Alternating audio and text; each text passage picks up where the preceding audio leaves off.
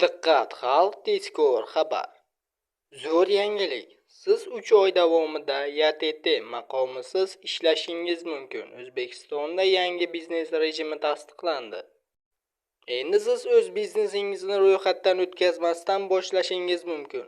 Senat litsenziyasiz biznes yuritish rejimi to'g'risidagi qonun loyihasini ma'qulladi. Tadbirkorlarga bildirishnomasiz ishlashga 3 oy davomida ruxsat beriladi. Yakka tartibdagi tadbirkorlik yo'q, hujjatlar yo'q, papkasi yo'q.